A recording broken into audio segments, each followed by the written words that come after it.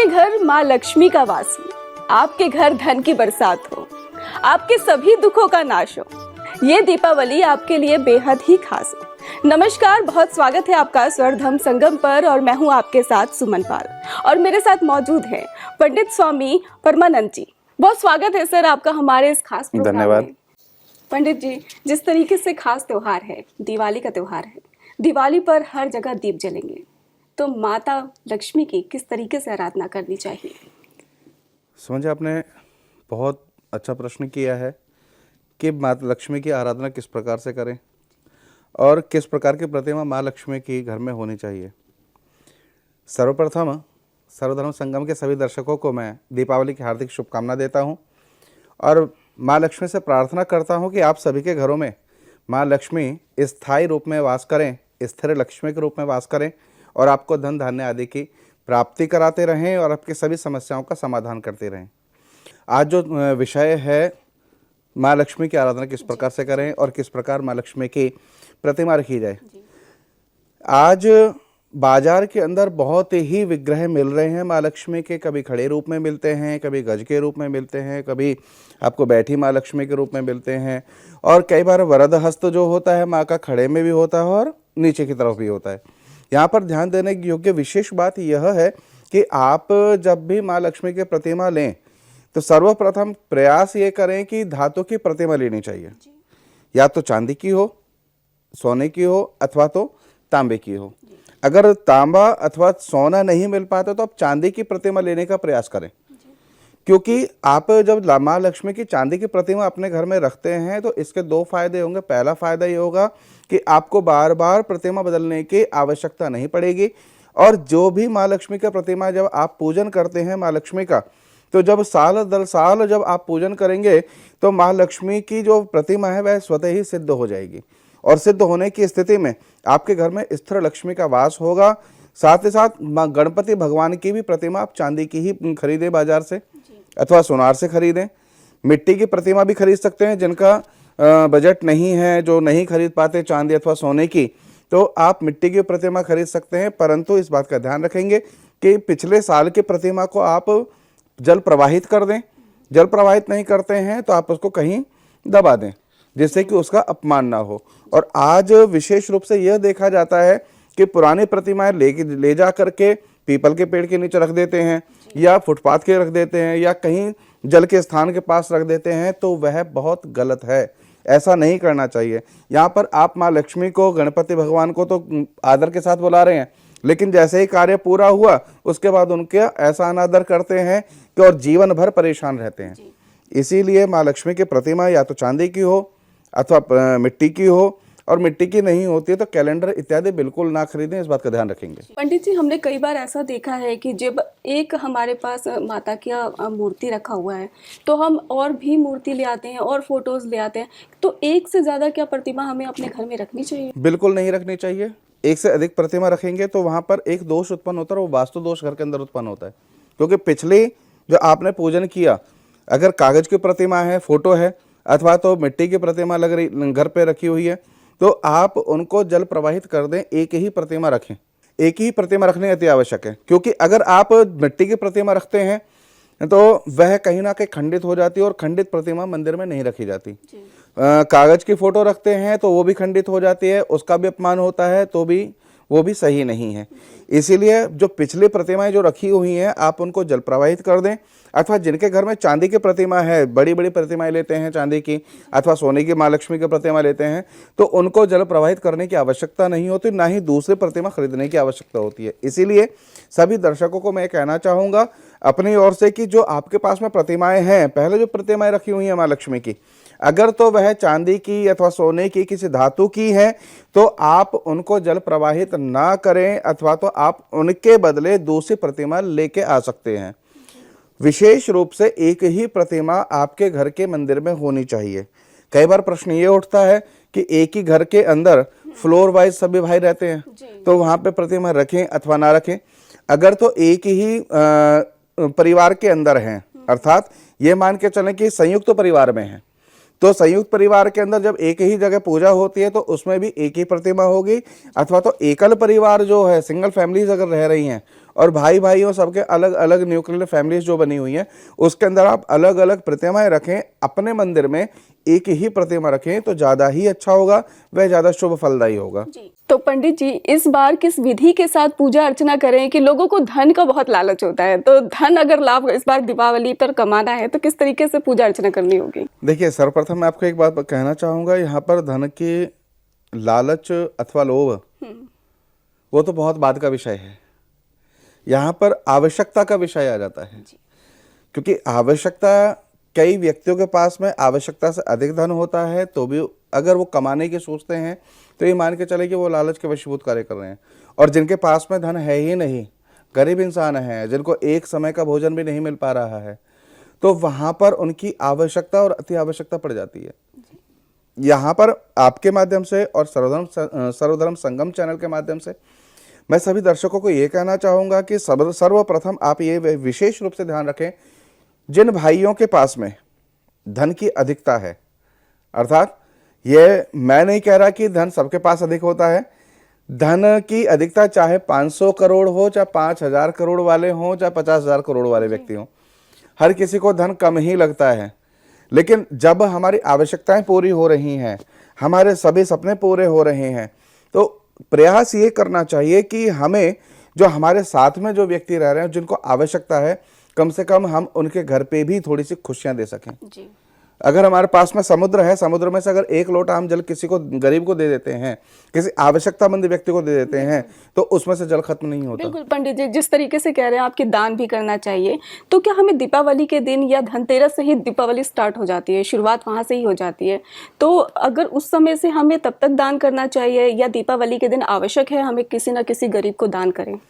देखिए, आवश्यकता यहाँ पर यह पड़ती है कि यह सबसे पहले ये विचार करें कि वो व्यक्ति गरीब है अथवा नहीं है, क्योंकि अक्सर ये देखा गया है, व्यक्ति जो दिखते हैं गरीब हैं, वो गरीबी की आड़ में धंधा करने वाले हो जाते हैं। जी। आप दे तो रहे हैं समझ करके गरीब है, लेकिन गरीब समझ के देने के बाद में हर व्यक्ति जब देता है तो उनके पास जब अधिकता होते तो उसका अपमान करना शुरू कर देते हैं। जैसे कि आपके यहाँ पे घर में काम वाली बाई आती है या काम वाले कोई व्यक्ति हैं, तो आप उनको प्रयास ये करें उनके घर में भी अच्छे प्रकार से उनको दिया जाए, वस्त्र हो गया, धन हो गया, आपके क्या बोलते हैं, मिठाई इत्यादि, जो आपको लगता है कि ये आवश्यकतामंद व्यक्ति है। और यहाँ पर धनतेरस और दीपावली की जहाँ तक बात आ रही है, धनतेरस पे आप चाहे धनतेरस पे कर दें, चाहे दीपावली पे कर दें, चाहे आप नरक चौदस पे कर दें, इन 3 दिनों में कभी भी कर सकते हैं। यह आवश्यकता नहीं आपको 3 दिन करना है, आप एक दिन कर सकते हैं। एक दिन करने के बाद में आप अपना जो नित्य नैमित्तिक कर्म है उसके उपरांत जब पूजन करेंगे तो आपका सिद्ध भी होगा और सही भी होगा। यहाँ पर विशेष रूप से ध्यान देने योग्य बात यह है कि दीपावली के दिन पूजन करें तो किस विधि के साथ में करें, किन सामग्रियों के साथ करें, और साथ ही साथ किस मुहूर्त में किया जाए, क्योंकि शुभ मुहूर्त में सही सामग्री के द्वारा और सही विधि के द्वारा जब पूजन किया जाता है तो निसंदेह माँ लक्ष्मी, भगवान गणेश जी और कुबेर जी की कृपा प्राप्त होती है। और जहां पर कुबेर की, माँ लक्ष्मी को और गणेश जी की कृपा प्राप्त होती है, उस घर के अंदर किसी प्रकार की परेशानी, समस्या आती ही नहीं है धन संबंधित। तो यहाँ पर मैं आपके माध्यम से और सर्वधर्म संगम चैनल के माध्यम से सभी दर्शकों को ये बताना चाहूंगा कि आप सामग्री में क्या लेने, 5 कौड़ी लीजिएगा, गोमती चक्र लीजिएगा और थोड़े चावल लाल रंग से रंग लें। अगर आपको मिलता है दक्षिणावर्ती शंख तो आप वो भी ले सकते हैं। उनको आप धनतेरस पे इकट्ठा कर लें, लाल रंग के वस्त्र के ऊपर आप उनको रखें, अर्थात लाल रंग के वस्त्र का आसन हो, अखंड दीप जलता रहे जहां पे आपने दीपावली पूजन करना है और शुरू करनी है धनतेरस से। धनतेरस से तेल का दीपक जलेगा, अखंड दीपक जलेगा और उसमें आपने माँ लक्ष्मी का मंत्र जाप करना है यथाशक्ति जितना हो सके। ओम ह्रीम श्रीम श्री महालक्ष्मी नमः। इस प्रकार से आप जब इस मंत्र का जाप करेंगे तो वो जो वस्तुएं आपने रखी हैं वो सिद्ध हो जाएंगी। तत्पश्चात गोवर्धन पूजन के करने के पश्चात आपने उन सबको एक कपड़े, जो पोटली है, पोटली में बांध लेना है और उनको आपने अपने कैश बॉक्स में, गले में, तिजोरी में आपने उसको रखना है। इस प्रकार से आप अगले साल फिर जब करेंगे तो इन्हीं का पुनः पूजन करना आरंभ कर देंगे। जी। तो यह विधि रहेगी। और साथ ही साथ प्रयास ये करें, किसी योग्य ब्राह्मण को बुला करके दूध, दही, घी, शहद, गंगाजल, पंचामृत से माँ लक्ष्मी का, गणेश जी का और कुबेर का आपने षोडशोपचार द्वारा पूजन कराए। जी। पूजन विधि विधान से पूजन कराने के पश्चात आप जो भी कार्य करते हैं घर के अंदर, न पटाखे चलाना है अथवा जो भी करना है, आप वो कर सकते हैं। जी। तो पंडित जी, इस बार दीपावली पर लोगों को कौन सी ऐसी चीज लानी चाहिए? जैसे बहुत गरीब जो है वो भी ला सकते हैं, बहुत ज्यादा अमीर हैं वो भी ला सकते हैं, मध्यम वाले हैं वो भी ला सकते हैं। ऐसी कौन सी वस्तुएं हैं जिससे माँ लक्ष्मी घर में आ जाएंगी? देखिए, जैसे मैंने आपको सबसे सर्वप्रथम ये बताया है कि गरीब, अमीर, मध्यम वर्गीय परिवार, उन सब के लिए मैंने एक छोटी सी वस्तु बताई है। वो बताई है 5 कौड़ी, 5 गोमती चक्र। चावल हर घर के अंदर मिल जाते हैं। 10 रुपए की डब्बी आती है खाने वाले रंग की।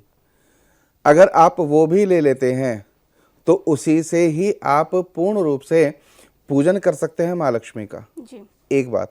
दूसरी बात, अगर आपके पास में पैसे की व्यवस्था है, रुपया अच्छा है, माँ लक्ष्मी की कृपा आपके और आपके परिवार के ऊपर बरस रही है, तो आप चांदी का सिक्का भी ले सकते हैं और माँ भगवती की, माँ लक्ष्मी की आप प्रतिमा भी ले सकते हैं।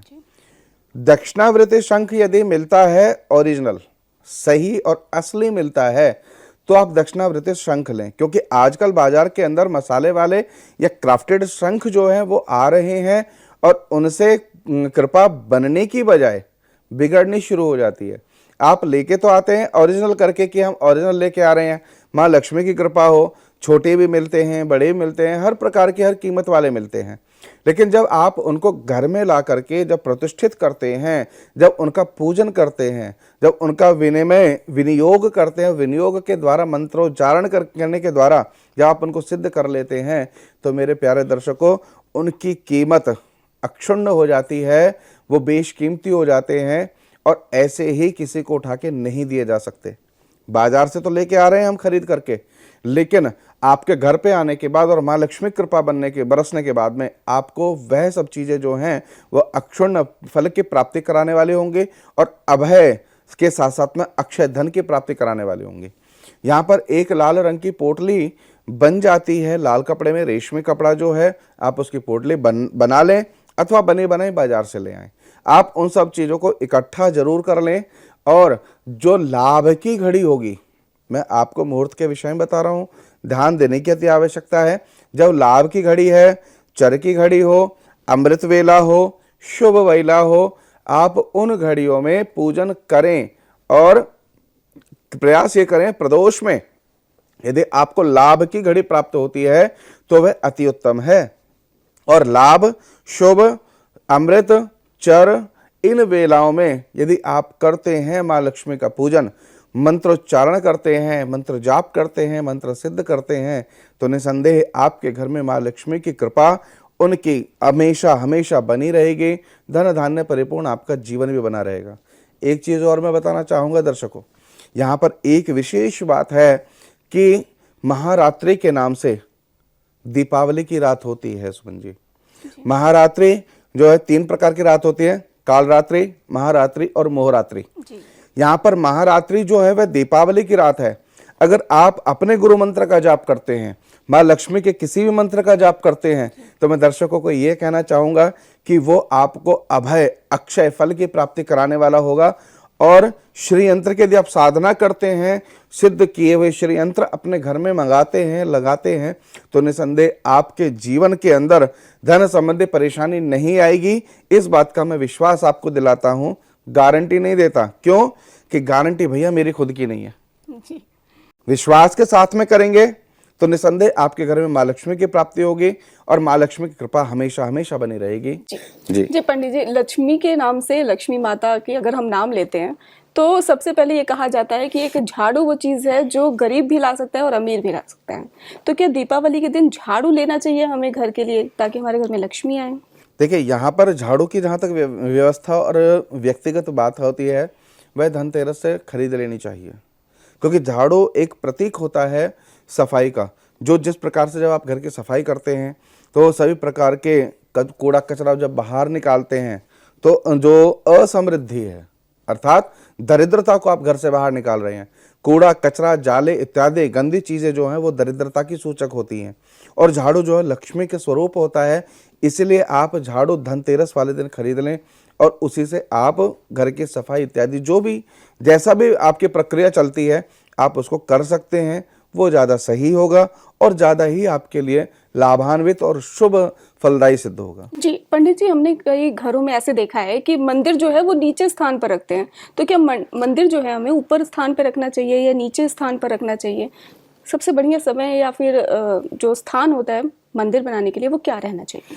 देखिए, मंदिर को आप कहीं पे भी रख सकते हैं। अगर आपके नीचे जगह नहीं है तो आप ऊपर दीवार पे रख सकते हैं, अन्यथा आप मंदिर को एक आसन दे करके लाल रंग का आप आसन बिछाएं, उसके ऊपर माँ लक्ष्मी, श्री गणेश और माँ लक्ष्मी की प्रतिमा रखें, कुबेर की प्रतिमा भी रख सकते हैं और उसी में सर्व सामग्री आप रखें।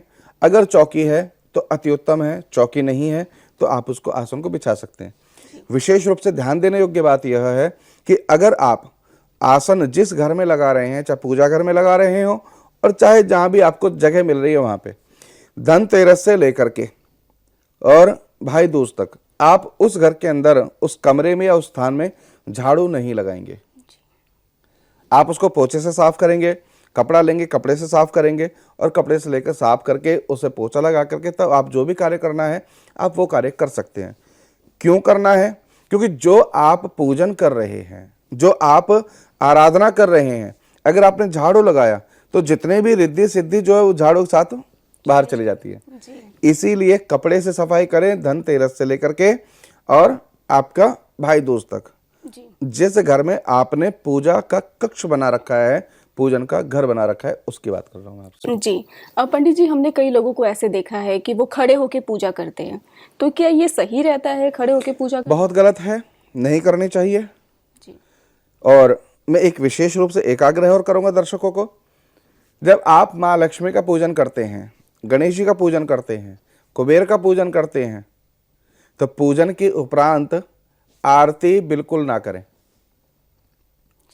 सभी का प्रश्न है ऐसा क्यों नहीं करना चाहिए? भैया, आरती जो है, जब आप आरती करते हैं माँ लक्ष्मी की, गणेश जी की या किसी भगवान की पूजन करने के उपरांत, अर्थात भैया हमने आपका पूजन कर लिया, अब आप अपने घर को विदा हो जाइए। यहां पर जब हम पूजन करते हैं, पूजन करने के बाद जब आरती करते हैं तो वहां पर त्रुटि होती है, लेकिन त्रुटि में क्षमा प्रार्थना की जा सकती है। आवाहनम न जानामि न जान विसर्जनम पूजा चैव न जानामि क्षम्यताम परमेश्वर। अर्थात आप क्षमा याचना कर सकते हैं। जब आपने आरती करी, पूजन किया, उसके उपरांत आरती करी, आपने तो पहले सभी देवी देवताओं को विदा कर दिया भैया। इसलिए विशेष रूप से आरती ना करें, आरती बिल्कुल ना करें, ध्यान दीजिएगा। जी, ये दर्शकों को ये चीज़ नहीं पता होती है, जैसे आपने अभी बताया, जैसे मुझे भी जानकारी नहीं थी इस बारे में कि आरती नहीं करनी चाहिए जी। तो इस तरीके के और कौन से टिप्स रहेंगे जो इस दिवाली पे बेहद खास होने वाले हैं दर्शकों के लिए? तो टिप्स मैं आपको बता चुका हूं कि आपका धनतेरस से लेकर के गोवर्धन पूजन तक आपको एक अखंड दीप जलाना है जी। घर के पूजा के अंदर। आरती विशेष रूप से ना करें, ध्यान रखिएगा। तीसरी बात, आप प्रयास ये करेंगे कि किसी प्रकार का आपने अभक्षय और अपेय का सेवन नहीं करना। अर्थात अभक्षय बोले तो मांस का और मदिरा का सेवन बिल्कुल नहीं करना। तीसरा, कई लोगों को ये आदत होती है और कई मिथ हैं, कई लोगों ने मिथ्या भ्रम फैला रखे हैं कि दीपावली वाले दिन जुआ खेला जाता है, ताश खेले जाते हैं। वो बिल्कुल ना खेलें, क्योंकि अगर आपने वो जुआ खेला, ताश खेले अथवा तो आपने शराब पी, ये ध्यान दीजिएगा कि आपने जो कुछ भी किया उसको कचरे में डाल दिया। और सबसे महत्वपूर्ण बात यह है कि आपके घर के अंदर आपकी बहन हो, बेटी हो, माताजी हो और धर्मपत्नी हो जिनकी शादी हो गई है, उनका आपने मान सम्मान और आदर अवश्य करना है। ये 5 कार्य आप कर लीजिए। पहला, अखंड दीपक जलाने का। दूसरा, आरती ना करने का। तीसरा, शराब और मांस ना खाने का प्रण। चौथा जो है वह आपने जुआ ना खेलने का। और 5वां, आपके घर की जो लक्ष्मियां हैं, आपकी बेटी है, आपकी बहन है, आपकी माताजी और सर्वप्रथम आपकी धर्मपत्नी है, जो कि आपका हमेशा हमेशा जीवन में साथ देने वाली है। आप उनका अपमान बिल्कुल ना करें। इन 5 बातों का आप ध्यान रखें और 5 बातों का अनुसरण करेंगे तो मैं आपको विश्वास दिलाता हूं कि मां लक्ष्मी की कृपा आपके घर में बनी रहेगी हमेशा हमेशा के लिए। क्योंकि यत्र नार्यस्तु पूज्यन्ते रमन्ते तत्र देवता, जहां पे नारियों का सम्मान होता है वहां पर देवताओं का वास करता है, और मां लक्ष्मी स्वयं ही नारी स्वरूपा है।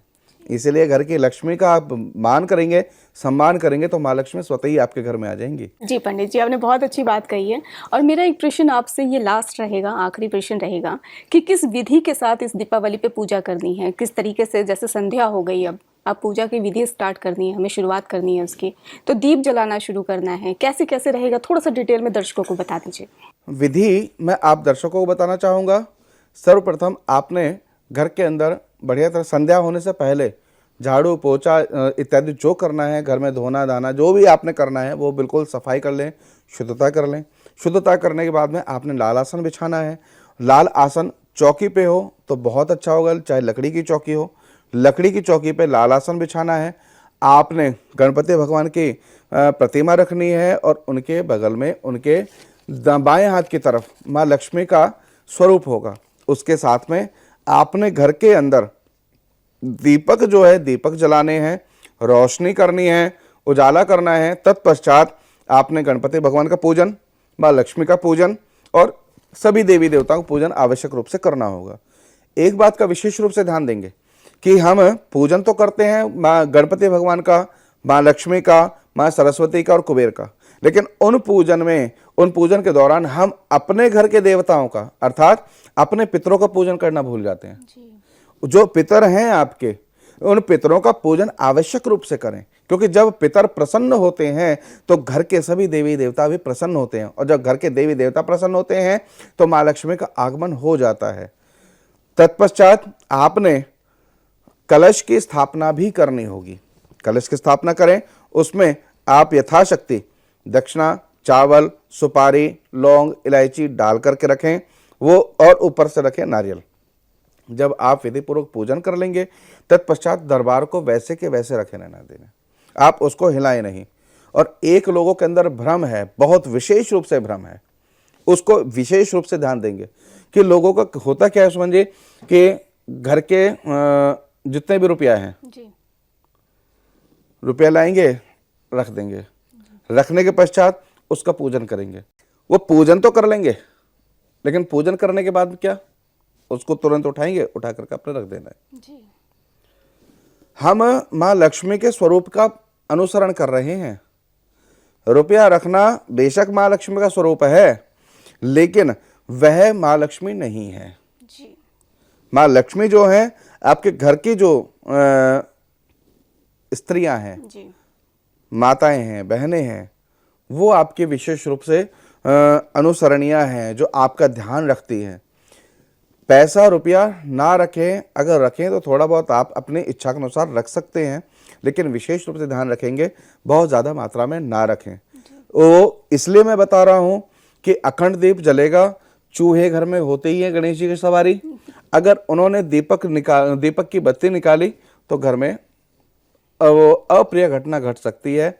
इस बात का विशेष ध्यान रखेंगे और इस विधि से पूजन करें।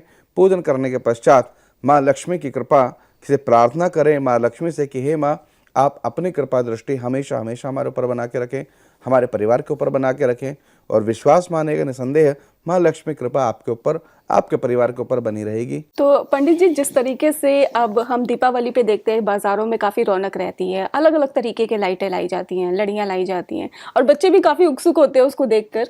तो पंडित जी, आपको क्या लगता है कि कौन से दिए हमें अपने घर के लिए खरीदने चाहिए? देखिए, सर्वप्रथम मैं आप सभी को ये बताना चाहूँगा कि दीपावली जो है प्रकाशोत्सव है, अर्थात प्रकाश का उत्सव है, प्रकाशित होने वाला है।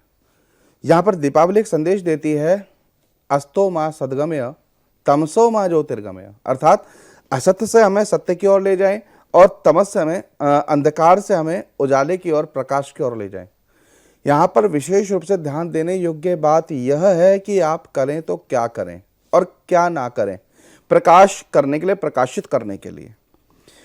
जब भगवान श्री राम आए थे अयोध्या लंका को विजय करने के उपरांत, तब दिए जलाए गए थे, इसलिए प्रकाशोत्सव मनाया जाता है। यहाँ पर दियों का विशेष रूप से महत्व है। आप अपने घर में चाहे बेशक 5 दिए लगाएं, आप 5 दिए, बेशक 5 दिए लगाएं, पैसे नहीं है, कोई दिक्कत नहीं, कोई परेशान नहीं है। 5 दिए बाजार से लेके आए और 5 दिए लगा करके आप घर के दरवाजे पर, घर के मुंडेर पर आप लगा सकते हैं, कर सकते हैं, आप वो करें। लेकिन विशेष रूप से अगर आप ये देखते हैं कि रंग बिरंगी लाइटें लगा रहे हैं, आपने चाइनीज लाइट लेके आए, वो जला दी। भैया मुझे एक बात बताओ, क्या चाइना के अंदर दीपावली मनाते हैं? जो व्यक्ति, जो देश जब दीपावली नहीं मनाता, उत्सव नहीं मनाता, तो हम अपने उत्सव के लिए उससे वस्तुएं क्यों खरीदें, किस लिए खरीदें? जितनी परवाह आप अपने परिवार की कर सकते हैं, आप अपने बच्चों की परवाह कर सकते हैं, उतनी परवाह आपका पड़ोसी नहीं करेगा भी आपके बच्चों की परवाह। इसी प्रकार से जितनी परवाह, जितने विशेष रूप से ध्यान हमारे देश के देशवासी, हमारे देश के जो रहने वाले हैं, जितना हमारी परवाह कर सकते हैं, विदेशी नहीं करेंगे, बिल्कुल नहीं करेंगे। क्यों? क्योंकि उनको केवल और केवल एक ही उद्देश्य रहता है, और वो उद्देश्य रहता है पैसा कमाना, धन कमाना, चाहे किसी प्रकार से।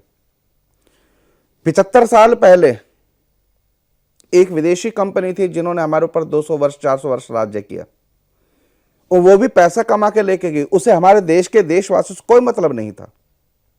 उससे पहले मुगल आए, उन्होंने खूब लूटा हमें, उन्होंने लूट लूट करके हमारा सत्यानाश कर दिया, हमें बर्बाद कर दिया। सोमनाथ का मंदिर तोड़ दिया गया, पता नहीं हजारों करोड़ ऐसे हमारे जो मंदिर थे, मंदिर तोड़ दिए गए। उनको केवल और केवल धन की लालच थी, पैसे का लालच था, और उस वजह से उन्हें देशवासियों से कोई मतलब नहीं, उनको केवल और केवल धन की आवश्यकता है। और आज हम कर क्या रहे हैं? आज हम भी यही कर रहे हैं कि हम पैसा बाहर दे रहे हैं, चाइनीज कंपनी आ रही हैं, विदेशी कंपनी आ रही हैं, हमें उस चकाचौंध में धकेलने के लिए कि आप लड़ियां लगाएं, हम सस्ती देंगे और आप अपने घर को जगमग कर लें। बेशक करें, निसंदेह करें, लेकिन आप एक बात का आवश्यक रूप से ध्यान रखें, अवश्य ध्यान रखें कि वो जो आपके 10, 20, 100 या 50 रुपए हैं, वो देश की अर्थव्यवस्था को बढ़ाने के लिए लगा रहे हैं, या फिर देश को खत्म करने के लिए आप उन पैसों को खर्च कर रहे हैं। चाइना आज आंख दिखा रहा है भारत को, विदेशी देश जितने भी हैं वो सारे आंख दिखा रहे हैं। किस लिए? क्योंकि हम उनको सपोर्ट कर रहे हैं, हम उनको समर्थन दे रहे हैं। अब आप बोलोगे ऐसा कैसे हो सकता है? भैया जब आप विदेशी वस्तुएं खरीदेंगे तो पैसा कहां जाएगा? देश में रहेगा या बाहर जाएगा?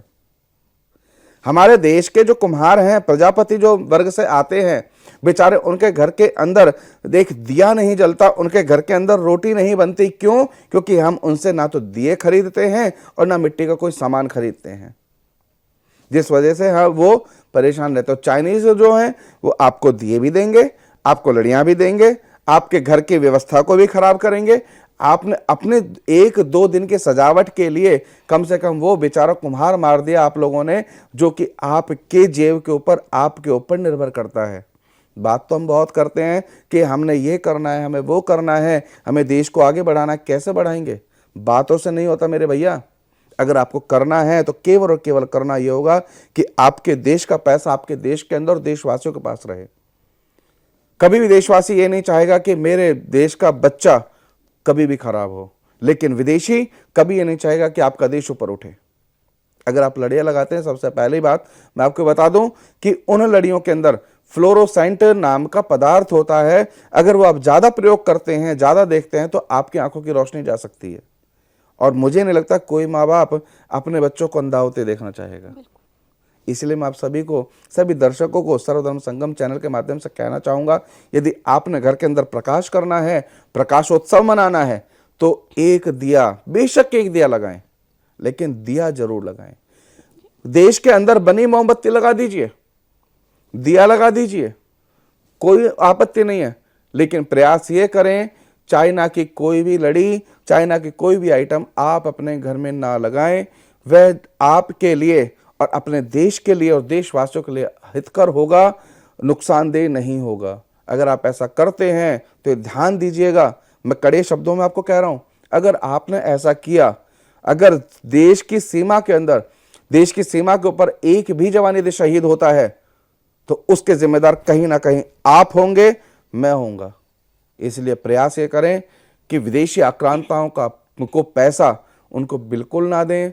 अपने घर के अंदर बेशक दिया जलाएं, 5 दिए जलाएं, 5 नहीं सही 1 जलाएं, लेकिन जलाएं आप दिया सरसों के तेल का जलाएं। देसी घी का जलाने के लिए नहीं कह रहा भाई, सरसों के तेल का दिया जलाएंगे, आपके घर में प्रकाश होगा और आपके पड़ोसी के घर में भी कम से कम खुशियां आ जाएंगी आपके माध्यम से। जी पंडित जी, ये कहना गलत नहीं होगा कि हम एक तरीके से मदद ही करेंगे उन गरीब लोगों की। जी हाँ। जो मिट्टी के दिए हम खरीदेंगे वो गरीब की एक मदद होगी, एक पुण्य हो गया। जी। जिस तरीके से हम किसी को दान नहीं कर सकते, तो एक पंडित के थ्रू जिस तरीके से हम पूजा आराधना भी करते हैं और मिट्टी के दिए भी खरीदते हैं, तो ये एक मदद होगी। यहाँ पर एक समस्या और है सुमन जी, यहाँ पे लोग चाहते क्या है कि डिजाइनर दिए लेके आते हैं, कहाँ से? शॉपिंग मॉल से। जी। और शॉपिंग मॉल वाले क्या कुम्हार से खरीदते हैं क्या भाई? वो तो वहीं से बने बना रेडीमेड जैसा भी आता है वो है। घर के जो कुम्हार जो बेचारे लगा रखते हैं, जो छोटे छोटे बच्चे फुटपाथ के कोने पर लगा के रखते हैं दिए की, अगर हम उनसे खरीद लेंगे तो कम से कम उनके घर भी तो दिवाली बन जाएगी भाई। उनकी दिवाली शुभ हो जाएगी, उनकी दिवाली अच्छी हो जाएगी। हम अपनी दिवाली के चक्कर में हम दूसरे की दिवाली तो खराब नहीं कर सकते ना। इसलिए दीपावली के साथ साथ में मानवता को भी प्रकाशित करें, मानवता को भी आप बढ़ाएं, तो हमारी दिवाली, हमारी दीपावली बहुत शुभ होगी और बहुत ही आनंददायक होगी। करके देखना, आनंद आएगा। जी स्वामी परमानंद जी, आपका बहुत बहुत शुक्रिया हमारे इस खास प्रोग्राम में शामिल होने के लिए और हमारे दर्शकों से खास बातचीत करने के लिए। तो हम चाहेंगे हमारे स्वर्धम चैनल की तरफ से आपको दीपावली की हार्दिक शुभकामनाएं और आपसे लगातार निवेदन करेंगे कि पटाखे ना जलाएं, सुरक्षित रहें, अपने घर को दीपों से सजाएं और चाइना का माल इस्तेमाल ना करें, क्योंकि चाइना का माल इस्तेमाल करेंगे तो हमारी अर्थव्यवस्था पर उसका असर पड़ेगा। तो सर्वधर्म संगम की ओर से आप सभी को दीपावली की हार्दिक शुभकामनाएं।